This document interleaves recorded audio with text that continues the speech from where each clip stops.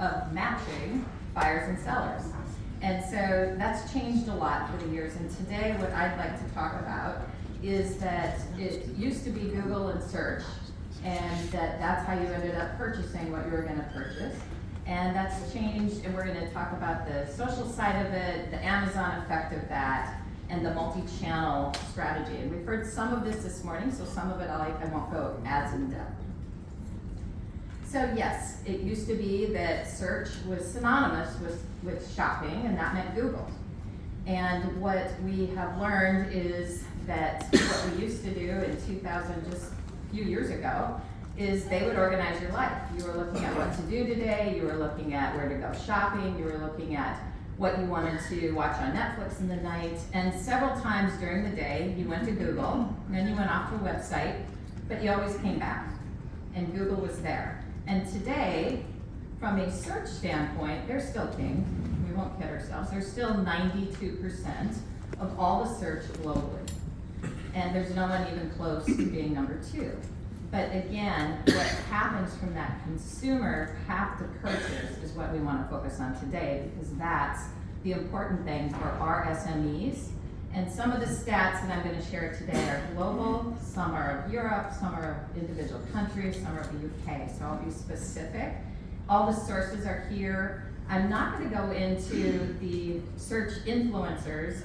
For those of you that were in Mallorca, Brendan King and I did a little dog and pony show and spent some in-depth time talking about that. If anyone would like that opportunity to see that deck, just holler, ping one of us, and we'll be able to share that with you. So thank you to Vendesta for this graphic too. So this is how the modern customer journey looks today. And Christian talked this morning about the flow and seeing where it breaks down for local businesses and how they end up at an experience that's not necessarily what it should be.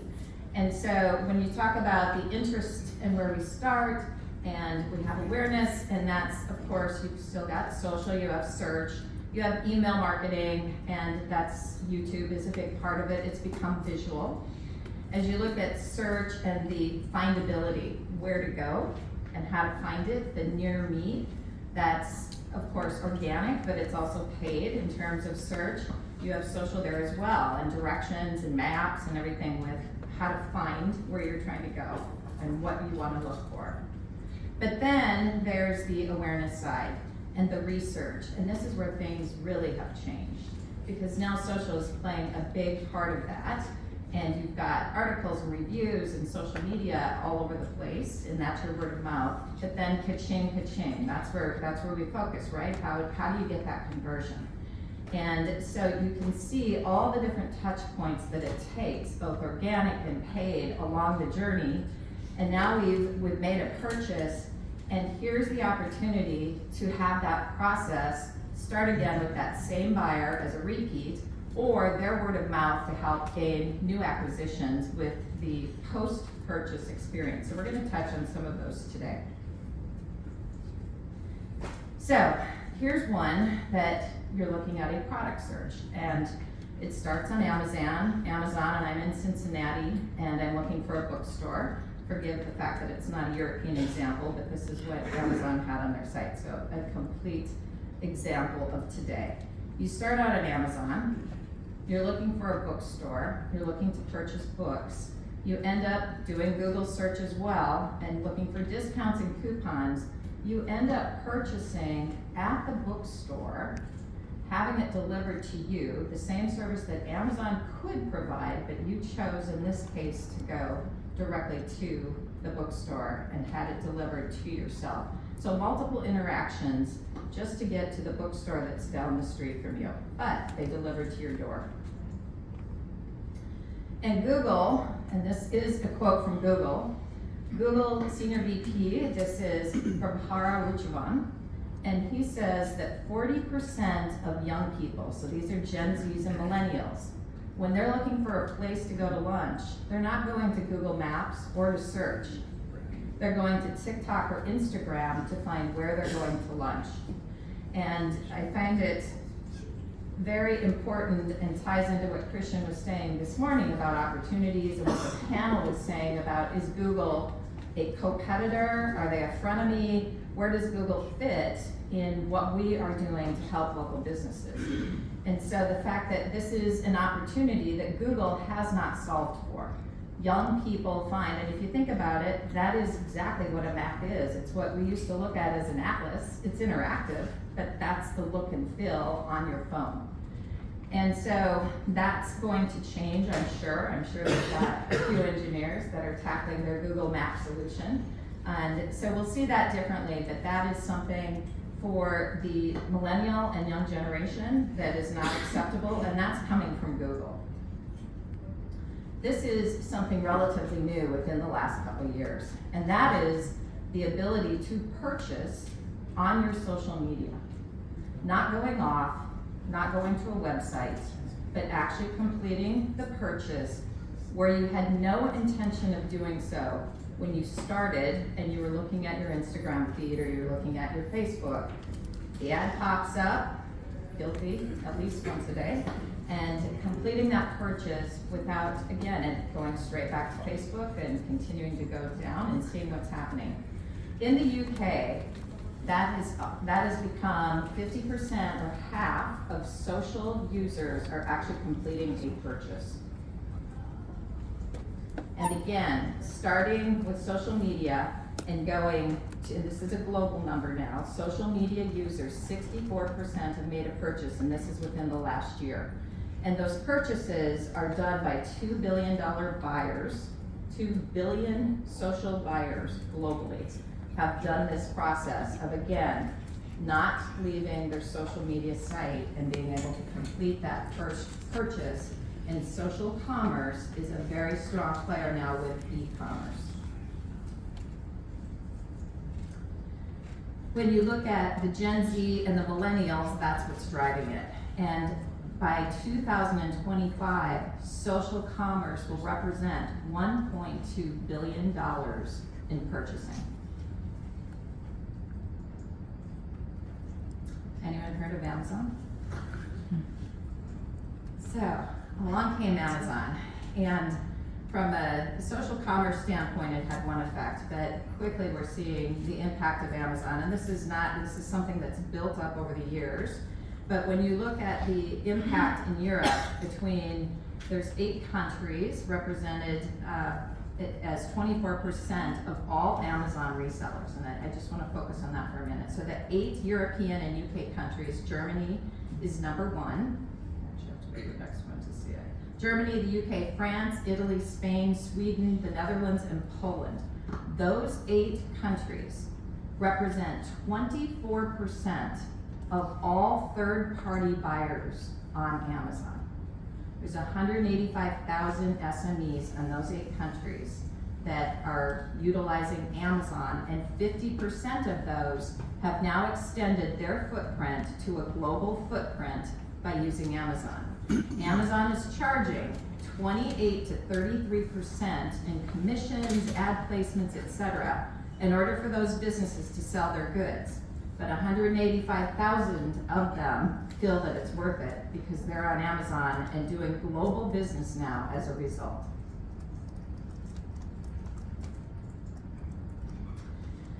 So when we look at purchasing and product purchasing, the socialization of reviews has become extremely important. And in one study this year, and looking at 3 million reviews based on post-purchase reviews, only 4% of those were negative. The rest were all positive reviews.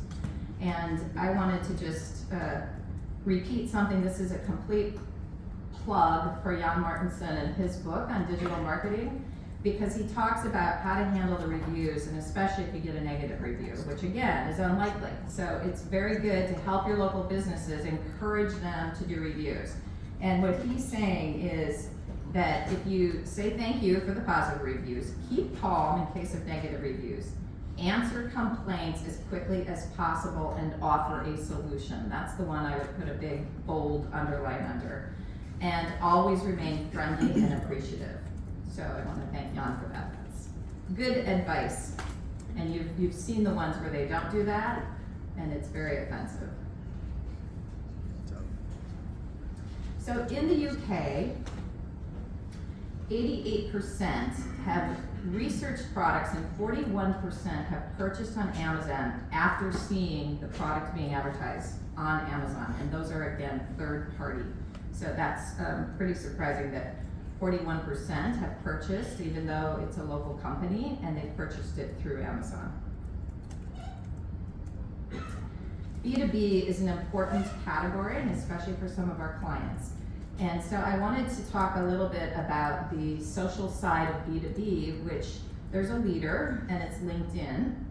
And they have now globally 850 million users. Their ad revenues are already at $4.4 billion, even though it's only 10% of the population reach. But you have to think about the population and who's utilizing a B2B format, and the fact that they certainly are owning the change of targeting from a social standpoint. And they are now, if you start watching B2B and LinkedIn, and by the way, it's fun to follow all of you at the conference because you can see lots of postings on LinkedIn, so I know that we're all fans of it. And when you look at what they're doing is they're investing in their own content creators. They've invested 25 million. One of those is the UK Creator Accelerator Program, as an example. And so they've got, and the UK Creator has over 200 creators that are now putting original content and becoming social influencers on LinkedIn. And they've really bought in. Of course, Microsoft is the parent, and so they are funding it in order to see even a more social approach for LinkedIn. Certainly a new trend. So what is driving the change? The biggest factor is age, Gen Zs and millennials. And the fact that when you look at social shoppers, again, social commerce, a third of those are millennials, and close to that number are Gen Z. And again, the 10 to 25-year-olds. So they're also called Zoomers. And of course, you've got Gen X as almost the other third. The Boomer generation, of which I'm proud to be, and might be the only one in the room, but maybe not. The Boomer generation was the lead in all of those, in all of the commerce studies, et cetera. But as we're growing and retiring, et cetera, you can now see the influence of the other generations, but especially look at the millennial and the Gen Z. That's what's driving the change more than anything else. Educated customers. So when you look at the amount of research that's available at your fingertips, the consumer today is extremely educated, and they don't have to, again, run around and do anything. You can do it all at your fingertips. You all know this. It was fun to be traveling in Italy this last week and going to the Amalfi Coast, but I spent a lot of time looking at social reviews, looking at bloggers, seeing where to go, seeing who I felt an affinity to based on their profiles, etc., and taking their advice and deciding where to go. So 85% of UK consumers are looking at digital in order to buy, and multiple digital points. And I think that's the next point that we want to leave you with, is just the need for the multiple different touch points along the way, multiple channels, and how do we make that simple for the local business?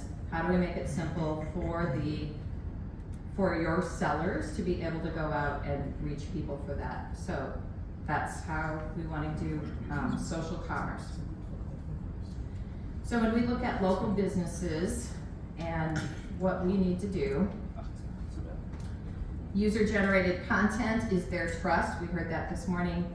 2.5 times more likely to trust user-generated content than the website's own or the own business's information.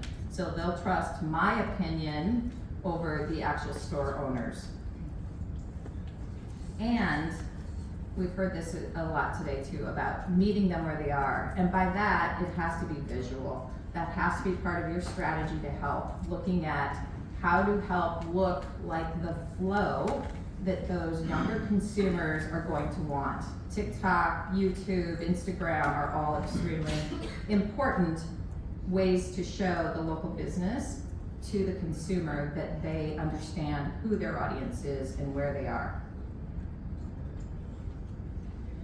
So consumers regularly use multiple channels, and so that's the ability to look at, if I'm using search, how I add social, how I add other channels to it, and 24% lift in sales when they're adding multiple channels as opposed to just using Google.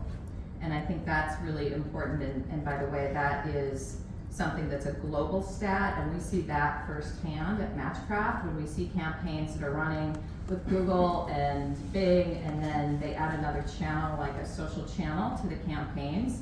We see the lift of a local business. So I want to end with one example of a multi-channel success, and this is a local toy store. It's in southern Germany. They have many, many locations. And during COVID, they decided that they would start using Amazon in order to help distribute their book or their toys. And so they've done Amazon, and they've also done their own store delivery, and you can order online, go straight to their doorstep, be able to pick up their toys that you ordered and everything else. But it's based on an inventory control system.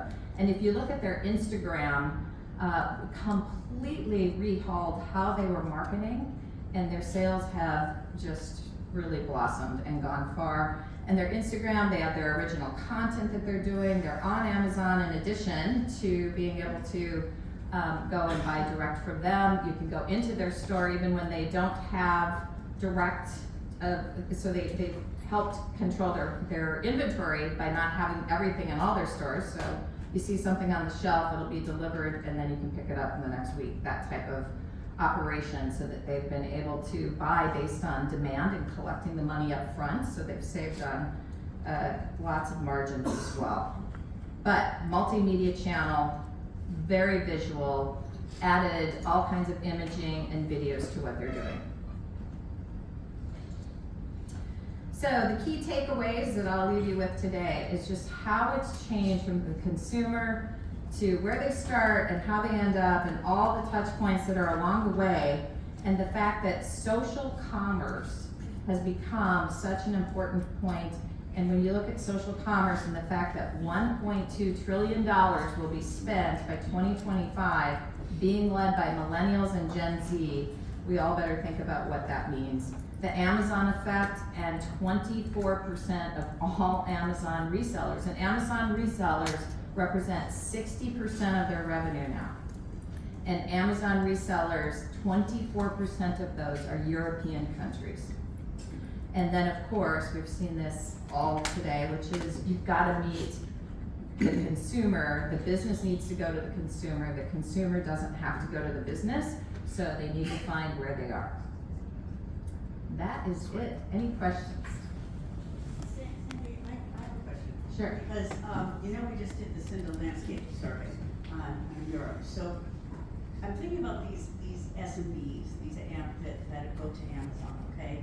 That's a pretty big commission they take, okay? And we just saw, and we're gonna have the landscape survey tomorrow, the results. We just saw only a very tiny increase. Is Paul Wood in the world? No, okay, where is Paul? I need him.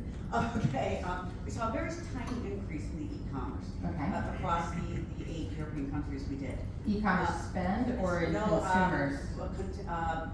From the websites, the platform, having it. Do you think that they're just saying that this is just too much trouble and we're going to Amazon, but they still have the same inventory problem on Amazon as they would have on e-commerce? I mean, where do you think this drive? Or is it because, like you said, if they do it on their own website, then they have to do what the toy store did and have the Instagram and everything else? Yeah, it's a very good question.